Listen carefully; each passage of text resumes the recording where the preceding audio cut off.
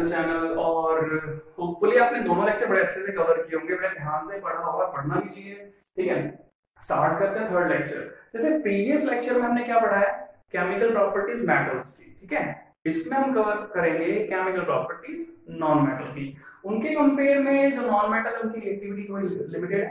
ठीक है, जो है हम कवर करते हैं। देखते हैं, तो हम कवर कर रहे हैं यहाँ पे chemical properties of non metals. अब जो नॉन मेटल्स हैं उनका सबसे पहला जो केमिकल प्रोसेस है वो क्या होता है कि एक केमिकल रिएक्टिविटी हम यहाँ पर देख सकते हैं। जो मेटल होते हैं, मेटल तो इलेक्ट्रॉन लूजर्स होते हैं, ये इलेक्ट्रॉन गेन करते हैं सारे के सारे। ठीक है, तो सबसे पहले इसमें हम बात कर रहे हैं रिएक्शन विद ऑक्सीजन की।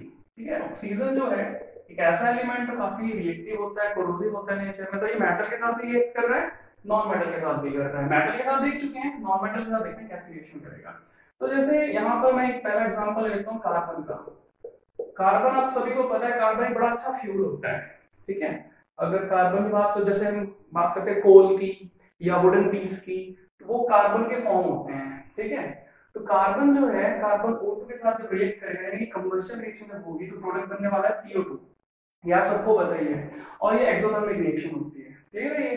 ओके, नेक्स्ट जो है, जैसे सल्फर गैस के बारे में बात करें, सल्फर गैस जब ऑक्सीजन के साथ कंबाइन करता है तो ये क्या बनाएगा, अपना रिस्पेक्टिव ऑक्साइड बनाएगा, सल्फर डाइऑक्साइड। ठीक है, रिएक्शन बैलेंस करेंगे। यहाँ पर S8 क्यों लिखा मैंने, ये सल्फर का मॉलिक्यूलर फॉर्म होता है। ठीक है, तो जो सल्फर है यहाँ पर 8 टाइम्स इसको मल्टीप्लाई करेगा 8 से, तो ऑक्सीजन यहाँ कितने हो जाएंगे 16, इसको यहाँ 8 से मल्टीप्लाई करेंगे तो बैलेंस हो जाएगी केमिकल इक्वेशन। चलो थर्ड रिएक्शन देखते हैं, हाइड्रोजन। अब ये भी काफी पॉपुलर रिएक्शन है और इसमें जो प्रोडक्ट बनने वाला है वो सबको पता ही है। ठीक है, कि वो क्या होगा, वाटर, हाइड्रोजन ऑक्साइड यानी कि। ठीक है, तो ये बनेगा इस तरह से। अगर मैं बैलेंसिंग की बात करूं तो यहाँ 2 से मल्टीप्लाई करूं ऑक्सीजन बैलेंस, इसको 2 से बैलेंस मतलब मल्टीप्लाई करने के बाद हाइड्रोजन यहाँ पे एक्स्ट्रा हो जाते हैं, उनको बैलेंस करें यहाँ 2 से मल्टीप्लाई करके, तो ओवरऑल ये रिएक्शंस बनती हैं। ठीक है, तो स्टूडेंट्स ये जो है ये नॉन मेटालिक ऑक्साइड बन रहे हैं, और ये होते हैं किस तरह के, एसिडिक नेचर के होते हैं। क्या नेचर होता है इनका, एसिडिक नेचर। और ये जो ऑक्साइड बना है ये होता है एम्फोटेरिक नेचर का। कौन से ऑक्साइड बेसिक हैं, कौन से एसिडिक हैं, कौन से न्यूट्रल है, या कौन से एम्फोटेरिक है, ये आपने previous lecture acid basis and salts बड़े अच्छे से पढ़ा ही होगा। ठीक है, तो चलो आगे कवर करते हैं कि रिएक्टिविटी किसके साथ, हैलोजेंस के साथ। Reaction with halogens. सबसे पहले तो बात करें हैलोजेंस क्या होते हैं। हैलोजेंस जो है, आपने मॉडर्न पीरियोडिक टेबल में देखा होगा कि जो ग्रुप नंबर 17 होता है, ग्रुप नंबर 17 में एलिमेंट्स होते हैं फ्लोरीन, क्लोरीन, ब्रोमीन और आयोडीन। ये 4 एलिमेंट इस तरह से होंगे, एक इसके नीचे भी होता है सिस्टाइन, लेकिन हम उन 4 को लेकर के चलते हैं मेनली। ठीक है, तो ये जो हैलोजेंस है, हैलोजेंस भी काफी रिएक्टिव होते हैं नेचर में, काफी इलेक्ट्रोनेगेटिव होते हैं, यानी नेगेटिव चार्ज होता है सभी पे भी। ठीक है, तो यहाँ पर देखें, जैसे ये रिएक्शन है ये, अगर मैं कार्बन को रिएक्ट करवाता हूँ क्लोरीन के साथ तो ये बनाएगा कार्बन टेट्राक्लोराइड CCl4। ठीक है, और अगर मैं बात करूँ यहाँ पर जैसे हाइड्रोजन गैस की, हाइड्रोजन गैस है और यहाँ पर बात करवाता हूँ सॉरी H2, साथ में इसके साथ ले रहा हूँ Cl2 को ले लेते हैं, तो ये बनाएगा HCl गैस। ठीक है, क्लियर सभी को। इसको बैलेंस करने के लिए 2 से मल्टीप्लाई कर दूंगा मैं, ये ऑलरेडी बैलेंस है। अच्छा, यहाँ पे क्लोरीन 4 इसको 2 से मल्टीप्लाई करेंगे। ठीक है, ये बैलेंस हो जाएगा। तो ये रिएक्शन है इसकी। देखो यहाँ पर मैं और भी एलिमेंट पिक करके रिएक्शन दिखा सकता हूँ, पर मैं फ्लोरीन को पिक नहीं करूंगा, क्योंकि फ्लोरीन जो है काफी ज्यादा इलेक्ट्रोनेगेटिव होने की वजह से, मतलब आप ये समझ के चलो कि ये अर्थ का सबसे ज्यादा हाईली इलेक्ट्रोनेगेटिव एलिमेंट है, और जो इसकी रिएक्शन होती है वो अनकंट्रोल्ड फॉर्म में एक्सप्लोसिव हो सकती है। ठीक है, तो जनरली मैं यहाँ पे रिएक्शन ही लिख के दिखा रहा है इसकी। अदरवाइज अगर मैं नॉर्मल बात को लेकर कंट्रोल्ड फॉर्म में रिएक्शन की बात करूँ तो कंट्रोल्ड फॉर्म में रिएक्शन ये होगा H2 + F2 gives out 2HF। अगर मैं कंट्रोल्ड फॉर्म में रिएक्शन करूँ तो, ठीक है, इसमें काफी कंट्रोल, मतलब कि इसमें हमें काफी प्रिकॉशंस लेने पड़ेंगे, इस रिएक्शन को काफी केयरिंग करनी पड़ेगी इस रिएक्शन को करने में। ठीक है, इसको हैंडलिंग में प्रॉब्लम आ सकती है। ठीक है, तो नॉर्मली ये मतलब एक लैब रिएक्शन ही है कि हम इसको स्कूल लैब में या कोई जनरल लैब में इसको प्रिपेयर कर लें। ठीक है, एक इसमें हम ये बना सकते हैं, जो एक और रिएक्शन है हाइड्रोजन गैस जो है आयोडीन के साथ बनाता है 2HI। तो ये कुछ प्रोडक्ट हैं जो हैलोजेंस के साथ रिएक्ट करने के बाद नॉन मेटल्स बनाते हैं। जनरली हम हाइड्रोजन का एग्जांपल है क्योंकि ये नॉन मेटल ऐसा है जो रिएक्टिव होता है थोड़ा सा, ठीक है, और कंपेयर में। तो क्लियर है सभी को ये टॉपिक? तो ये chemical properties of non metals cover हो जाता है, ठीक है। अब हम जो कवर करने वाले हैं वो ये कि हम डिफरेंसेस कवर करेंगे, ठीक है। तो डिफरेंसेस कवर करते हैं, देखो। ओके, तो जो डिफरेंसेस है मेटल्स एंड नॉन मेटल्स के बीच में, उनको हम दो बेसिस पे कर सकते हैं। देखो, पहला तो रहता है फिजिकल बेसिस पे, फिजिकल प्रॉपर्टी। फिजिकल प्रॉपर्टी के बेस पे मेटल्स और नॉन मेटल्स में जो डिफरेंसेस हम कवर कर सकते हैं वो हम पहले लेक्चर में कवर कर चुके हैं, ठीक है ना। तो फिर से तो हम यहाँ पर दोबारा से रिवाइज करेंगे नहीं उनको, क्योंकि जनरली बड़े अच्छे से समझा चुका हूँ, और अगर किसी ने नहीं देखा तो फर्स्ट लेक्चर देख सकता है, ठीक है। तो फिजिकल प्रॉपर्टी के बेसिस पे मेटल नॉन मेटल आराम से कर लेंगे, ठीक है। बात करते हैं केमिकल प्रॉपर्टी के बेस पे। तो जो केमिकल प्रॉपर्टी है, प्रीवियस लेक्चर में, सेकंड लेक्चर में हमने केमिकल प्रॉपर्टी पढ़ी थी मेटल की, और नॉन मेटल की आज हमने कवर की है बिल्कुल अभी। तो जो जनरल से इनके डिफरेंसेस है, मेन डिफरेंसेस है, वो फटाफट से कवर करते हैं। जैसे ये मेटल्स के लिए लिख देता हूं यहाँ पे, और ये हो गया आपका नॉन मेटल्स के लिए। ये बड़ा इंपॉर्टेंट है, ध्यान से देखेंगे इसमें। एलिमेंट्स या कंपाउंड्स, ठीक है। तो यहाँ पे फर्स्ट नंबर में मैं ले रहा हूँ ऑक्सीजन। देखो, मेटल और नॉन मेटल दोनों ही क्या करते हैं, ऑक्सीजन के साथ रिएक्शन करते हैं, आपने देखा भी है, ठीक है। तो ये जो बनाएंगे ऑक्सीजन के साथ रिएक्शन करके वो बनाते हैं मेटल ऑक्साइड, और ये बनाते हैं नॉन मेटल ऑक्साइड, ठीक है। ये नॉन मेटल ऑक्साइड एग्जांपल की बात करें, जैसे सोडियम Na2O हो गया, CaO हो गया, इस तरह से। नॉन मेटल ऑक्साइड में जैसे CO2 हो गया, जैसे SO2 हो गया, इस तरह से। ये भी हमने कवर किए।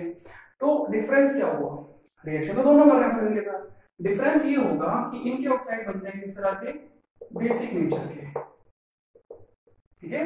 और जो इनके ऑक्साइड होते हैं वो किस तरह के होते हैं, नॉन मेटल ऑक्साइड कैसे होते हैं, एसिडिक नेचर के होते हैं, ठीक है। इनका ये नेचर न्यूट्रल भी हो सकता है,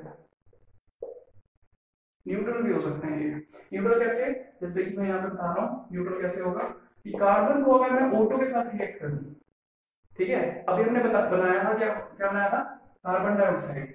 लेकिन अगर मैं ऑक्सीजन के साथ रिएक्ट करता हूँ, बिल्कुल लिमिटेड सप्लाई ऑफ ऑक्सीजन की प्रेजेंस में, अगर मैं ऑक्सीजन को कम सप्लाई करूंगा तो कार्बन डाइऑक्साइड ना बनके बनेगा कार्बन मोनोऑक्साइड, इसको हम बोलते हैं कार्बन मोनोऑक्साइड। कार्बन मोनोऑक्साइड काफी टॉक्सिक गैस होती है, ठीक है, और इस कार्बन मोनोऑक्साइड का नेचर जो है न्यूट्रल होता है, ठीक है। तो ये न्यूट्रल भी बना सकते हैं। एक हमने एम्फोटेरिक भी देखा था, तो ये एम्फोटेरिक भी हो सकते हैं। लेकिन हाँ, एक बात क्लियर है कि जो एम्फोटेरिक नेचर आएगा या न्यूट्रल नेचर आएगा, ये काफी लिमिटेड होगा, ज्यादातर जनरली ये एसिडिक नेचर शो करते हैं। क्लियर है सभी को? चलो, तो ये कवर हो जाएगा। फिर पॉइंट नंबर 2 जो है, विद वाटर ले रहा हूं मैं यहाँ पे। वाटर के साथ क्या रिएक्शन है, मेटल्स की जनरली वाटर के साथ रिएक्शन दिखाई थी, ठीक है। नॉन मेटल्स वाटर के साथ रिएक्शन नहीं करते, ठीक है। तो यहाँ पे लिख देते हैं वाटर फॉर्म्स, सॉरी वाटर नहीं, मेटल करें ना, metal forms hydroxides with water, ठीक है। अल्टीमेटली में क्या लिखेंगे, these do not react, these do not react। मैंने बताया था कि वाटर के 3 फॉर्म लिखते हैं, कोल्ड की, हॉट की और स्टीम फॉर्म में। तो ये तो किसी के साथ भी रिएक्शन नहीं करना है, ठीक है। इनके बारे में बता दें कि ये हाइड्रोक्साइड बनाते हैं, लेकिन हमें यहाँ पर एक एक्सेप्शन भी साथ लेकर के चलनी चाहिए, क्योंकि एक्सेप्शन को जितनी बार याद रखेंगे उतना ज्यादा बेनिफिशियल रहेगा हमारे लिए। दोबारा से नोट करवा देता हूँ यहाँ पे। हमने देखा था कि जो एल्यूमिनियम है और जो आयरन है वो क्या करते हैं, रिएक्शन करते हैं वाटर के साथ, लेकिन वो हाइड्रोक्साइड ना बना के क्या बनाते हैं, ऑक्साइड बनाते हैं। Aluminium and iron forms oxides, ठीक है, ये याद रखोगे। क्लियर सभी को? ओके, थर्ड जो है और लास्ट है वो है डाइल्यूट एसिड, डाइल्यूट एसिड्स। अब डाइल्यूट एसिड्स के साथ हमने रिएक्शन देखी थी कि जो जनरली मेटल रिएक्ट करते हैं एसिड्स के साथ, वो क्या करते हैं, उस एसिड के अंदर प्रेजेंट हाइड्रोजन को उसकी पोजीशन से हटा देंगे, ठीक है। क्या करेंगे वो, दे डिस्प्लेस, यानी कि दे कौन, metal displace hydrogen from their side, from acid, यानी कि, ठीक है। और यहाँ पे मैं सेम लिखूंगा, वो रिएक्शन करते हैं। क्लियर है सभी को? तो अगर मेटालिक सॉरी केमिकल बेस पे डिफरेंस करना आए तो आप इस तरह से करेंगे, ठीक है। अगर फिजिकल बेस पे पूछा जाए तो आपको पता है किस तरह से करना है, ठीक है। वो डक्टिलिटी, मैलिएबिलिटी, सोनरस, लस्ट्रस, कुछ प्रॉपर्टी आती है, वहां पर भी एक्सेप्शंस को ध्यान जरूर देना, एक्सेप्शंस में से क्वेश्चन बनता है, ठीक है। ओके, तो ये कवर हो जाएगा सभी का। चलो आगे देखते हैं। ओके, नेक्स्ट मैं आपको बता रहा हूँ यहाँ पे एक्वारिजिया के बारे में।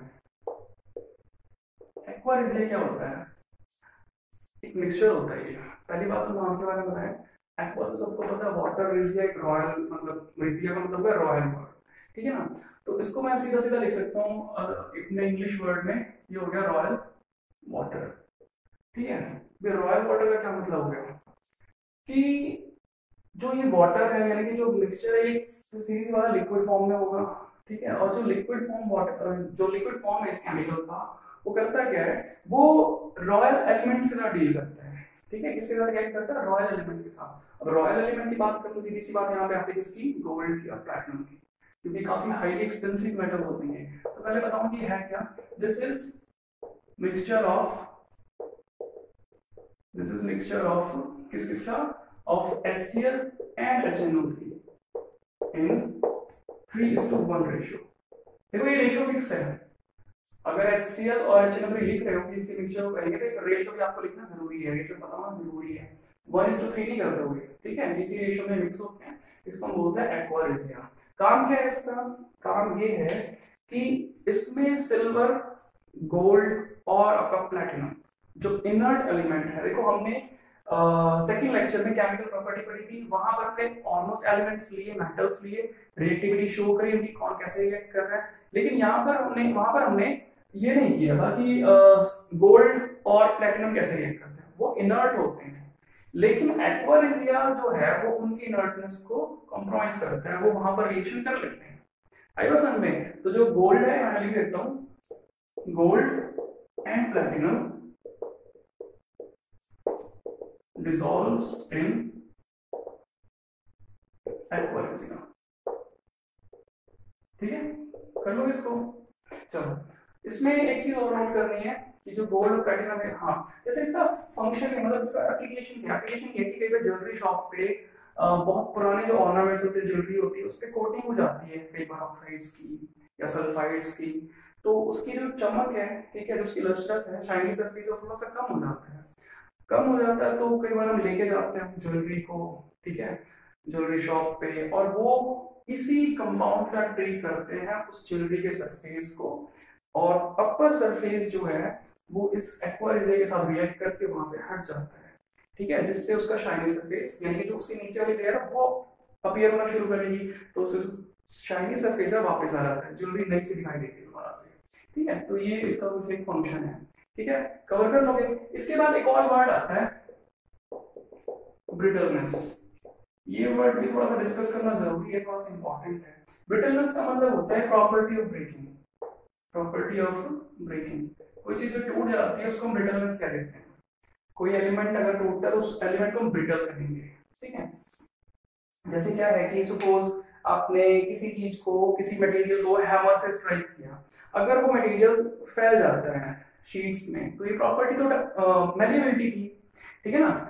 लेकिन अगर वो हैमर की स्ट्राइक करने से ब्रेक हो जाए, स्मॉल पीसेस में ब्रेक हो जाए, तो इस प्रॉपर्टी को हम बोलते हैं ब्रिटलनेस, ठीक है। इसमें एग्जांपल आता है जिंक का। जिंक ब्रिटल होते हैं, इनकी मैलिएबिलिटी की जो स्ट्रेंथ है काफी कम होती है, ठीक है, समझना की बात, ठीक है। तो ये जो था हमारा जो topic, physical properties of, sorry chemical properties of non metal, cover हो गया हमारा, ठीक है। ये कुछ पॉइंट्स थे वो बताने थे, वो भी कवर कर दिया मैंने अपनी तरफ से।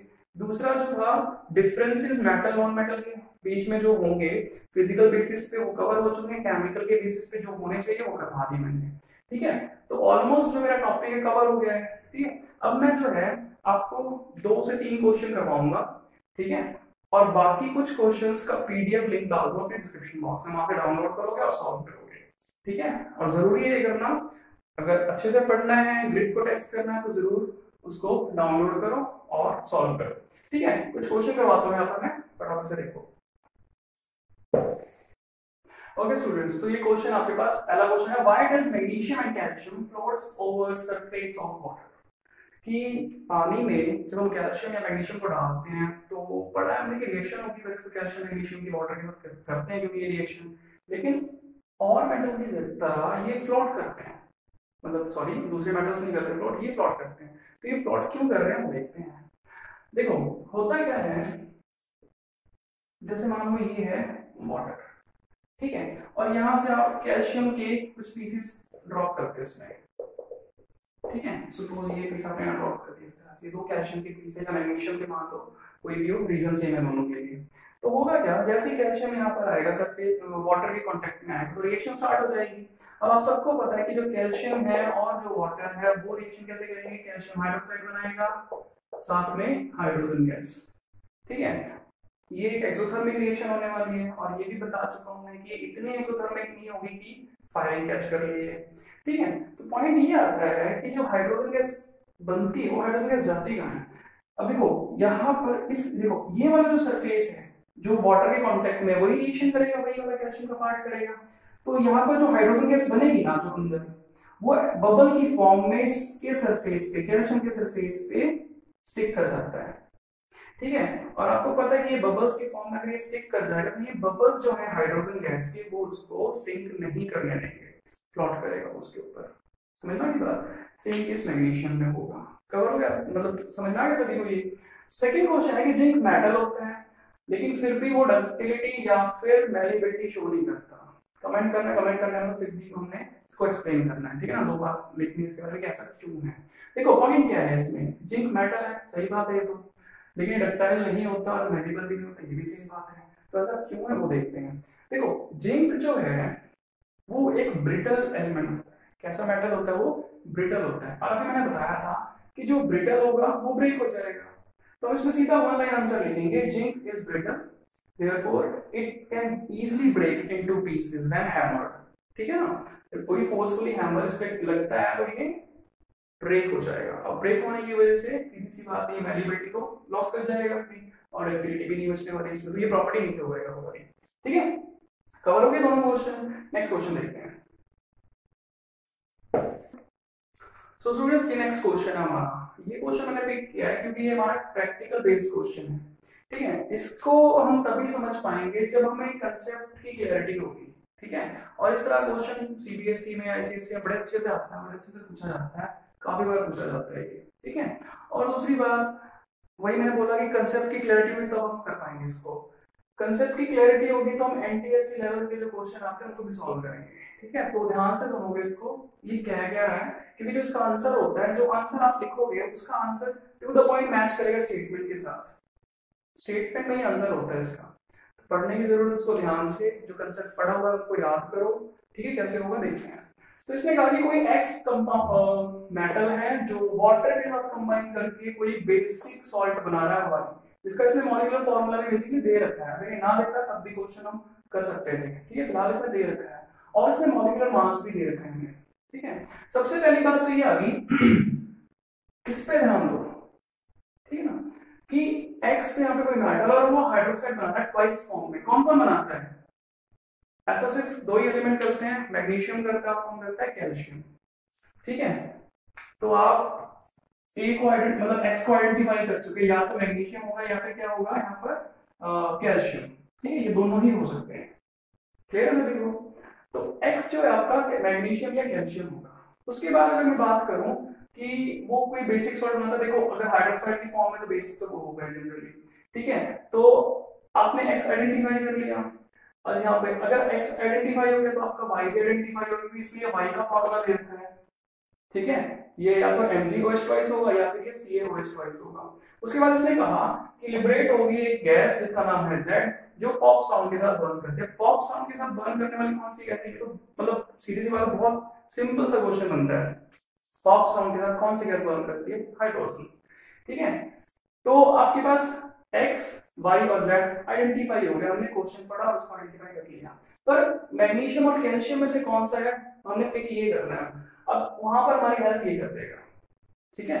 इस क्वेश्चन को प्रिसाइज कौन बनाता है, ये वाला कंसेप्ट बनाता है, ये इसमें गिवन दे रखा है हमें, ठीक है। पहले मैं कैल्शियम सॉरी पहले मैग्नीशियम के केस पे करता हूँ, क्योंकि मैग्नीशियम का नंबर थोड़ा पहले आता है कैल्शियम से, इसलिए मैं पहले इसको कर रहा हूँ, ठीक है। मैग्नीशियम जो है वाटर के साथ रिलेट करके क्या बनाएगा, MgOH twice plus H2 gas. ठीक है, समझ में आ गया सभी को ये? ठीक है, तो इसको अगर बैलेंस करोगे 2 से मल्टीप्लाई हो जाएगा और इससे ज्यादा तो कुछ भी नहीं, बैलेंस फॉर्म में रिएक्शन है ये, कर लोगे सभी? ठीक है, तो ये देखो, ये जो है आपका, ये आ गया X एलिमेंट, ये जो है आपका Y कंपाउंड, और ये जो है आपका Z। ठीक है, ये एरो का साइन मैंने जो डाला पता है इस तरह से, तो पता ही होना चाहिए सभी को, ये एरो का साइन अगर इस तरह से डाला जाता है तो ये गैस को रिप्रेजेंट करता है, ये हाइड्रोजन गैस है। तो X Y Z आपका क्लियर हो गया सभी को। लेकिन यहाँ पर मुझे मैच करवाना है इसके फॉर्मूला को इसके साथ 74 के साथ। चेक करो कि क्या इसका मॉलिक्यूलर मास 74 आता है, अगर आता है तो ये आपका आंसर है, अदरवाइज कैल्शियम की तरफ चलते हैं। ठीक है, आई थिंक मैच नहीं करेगा, चेक कर लेना। कैल्शियम है, कैल्शियम के साथ फिर मैं वाटर ले लेता हूँ 2H2O, रिएक्शन होगी CaOH ट्वाइस साथ में H2 गैस, इस तरह से। ये आपके 3 एलिमेंट्स, जैसे कि X आ गया आपका, ये Y आ गया और ये आ गया Z, और ये केमिकल इक्वेशन भी इसमें इन्वॉल्व होगी। कैल्शियम का मास होता है 40, 16 1 70, 72, ठीक है, अपना 74 आ जाएगा, तो कैल्शियम हो जाएगा ये। ठीक है, एक और चीज पे ध्यान दो इस क्वेश्चन में, सपोज इसने ये ना दिया होता आपको, सपोज इसने ये ना दिया होता आपको, तो क्या होगा, तो आपका आंसर मैग्नीशियम वाला भी ठीक है और ये भी ठीक है। ठीक है, दोनों ही ठीक है, कोई सा भी लिख सकते हो उसमें से आप। ठीक है, तो ये प्रैक्टिकल बेस्ड क्वेश्चन था, ये आपने कवर किया। चैप्टर के एंड में प्रैक्टिकल बेस्ड क्वेश्चंस का PDF मैं आपको दूंगा, ठीक है, डिस्क्रिप्शन बॉक्स में। फिलहाल ये 3 क्वेश्चन मैंने करवाए, इनको अच्छे से समझो, करो। ठीक है, और जो कुछ क्वेश्चन बनते हैं मैंने कहा था PDF दूंगा, तो इसकी PDF आपको डिस्क्रिप्शन बॉक्स में मिलेगी, उनको सॉल्व करो। ठीक है, मिलते हैं नेक्स्ट वीडियो में, थैंक यू।